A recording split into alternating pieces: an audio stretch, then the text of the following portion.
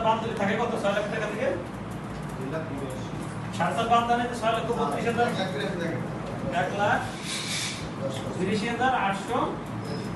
1,30,880 টাকা। একটু 10% কত টাকা? কত টাকা আসে? 18,000 কত আসে? 18,288 18,288। তো টোটাল কর আইছে কত? 8 আর 2 হচ্ছে 8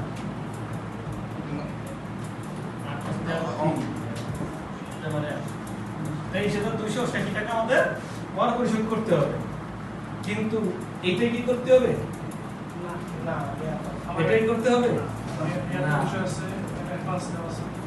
আমার জীবন বীমা করা আছে ওটা কি উঠা দেখেন এইবার আমাদের ন্যূনতম কর নির্ণয় করতে হবে আগে।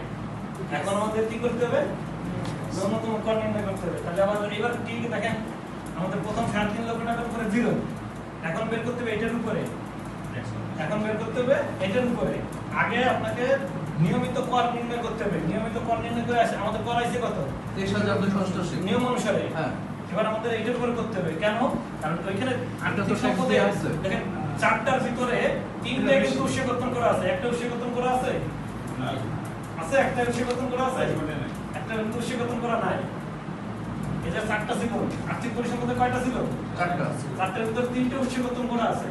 একটা উৎসেকর্তন করা ছিল ব্যাংক বন্ডের এটা উৎসেকর্তন ছিল না এই জন্য আমাদের এখন এটাও ক্যালকুলেশন করতে হবে। এটাকে বলে ন্যূনতম কর নির্ণয়।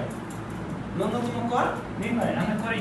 এটা করেন এটার কত টাকা আসে? প্রথমে 0 তারপরে 5,000 তাহলে যদি 4.5 লাখ বাদ দেন 8,885 টাকা থেকে 4.5 লাখ বাদ দেন কত টাকা থাকে? 8,08,883 থেকে 4.5 লাখ বাদ দেন 3,58,300 এটার উপরে 10% দেন। আসে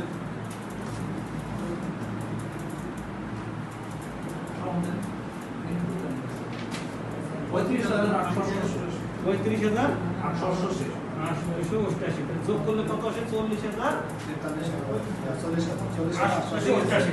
দেখেন আমার কিন্তু কর পরিশোধ ন্যূনতম কর কত? এবার আমাদের এই দুটোর ভিতরে পার্থক্য খুঁজে বের করতে হবে। পার্থক্য দেখেন ন্যূনতম কর বলা হয় এটাকে। তাহলে 40,888 মাইনাস 23,288 তাহলে আমার কর পরিশোধ ভিতরে 0,0,6 নাকি? আর এখানে হচ্ছে 7 12,600 17,600 টাকা আমার কি করতে হবে? 17,600 টাকা আমাকে ন্যূনতম কর পরিশোধ করতে হবে।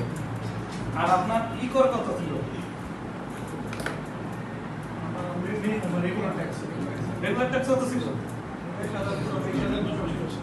বিষয়টা বুঝতে পারছেন? এটা কম না বেশি? এটা কম না এটা বেশি?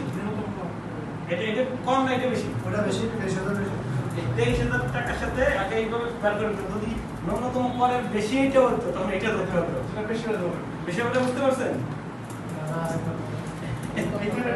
ক্যাশ আছে না? এটা অনেক করতে পারে এই অঙ্কগুলোই দিতে পারে। এই অঙ্কটাই দিতে পারে আমার মানে কেন তো দেখতেছি।